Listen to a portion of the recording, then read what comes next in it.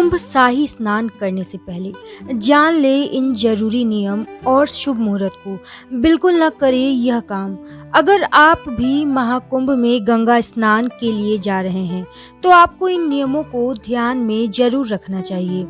कुंभ मेला पूरे 12 सालों में एक बार लगता है। महाकुंभ मेला इस बार साल 2025 में प्रयागराज के त्रिवेणी संगम पर आयोजित होने जा रहा है। इस मेले में गंगा स्नान का विशेष महत्व है, जिस कारण महाकुंभ के दौरान लाखों की संख्या में श्रद्धालु गंगा स्नान करने आते हैं। हिंदू धर्म में इसे एक बेहद पवित्र अवसर माना जाता है। वहीं अगर आप भी इस बार महाकुंभ में स्नान करने का विचार कर रहे हैं तो कुछ जरूरी बातें और नियम जानना आपके लिए फायदेमंद रहेगा, ताकि आपको गंगा स्नान का पूरा फल और पुण्य की प्राप्ति हो सके। तो चलिए जानते हैं महाकुंभ में गंगा स्नान करने के नियमों के बारे में। महाकुंभ में शाही स्नान करने के नियम।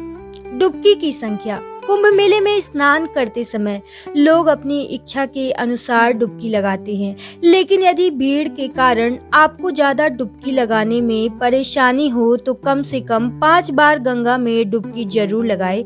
धार्मिक दृष्टिकोण से यह शुभ माना जाता है।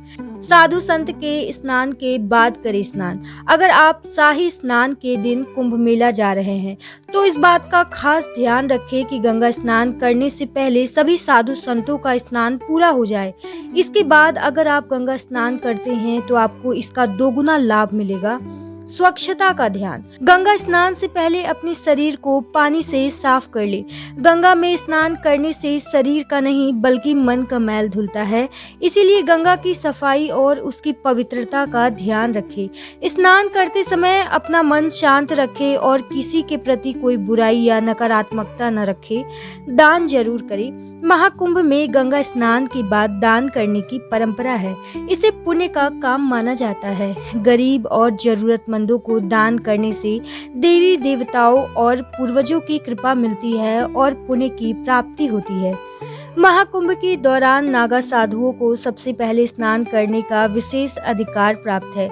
यह परंपरा सदियों से चली आ रही है और इसका धार्मिक महत्व बहुत गहरा है। नागा साधुओं को भगवान शिव के परम भक्त माना जाता है और उनकी तपस्या और साधना के कारण उन्हें यह सम्मान दिया जाता है।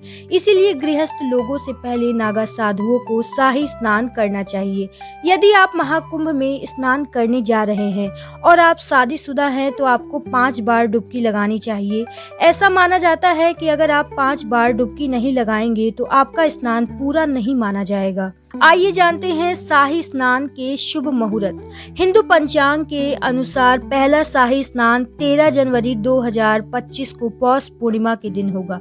पंचांग के अनुसार पौष पूर्णिमा की शुरुआत 13 जनवरी 2025 को सुबह 5:03 पर होगी और इस तिथि का समापन 14 जनवरी को रात 3:56 पर होगी। वहीं इस दिन ब्रह्म मुहूर्त सुबह 5:27 से 6:21 तक है। इस दिन विजय मुहूर्त दोपहर 2:15 से 2:57 तक, गोधूली मुहूर्त शाम के 5:42 से 6:09 तक है और निशिता मुहूर्त रात को 12:03 से 12:57 तक रहेगा। तो ये थे शाही कुंभ स्नान के नियम।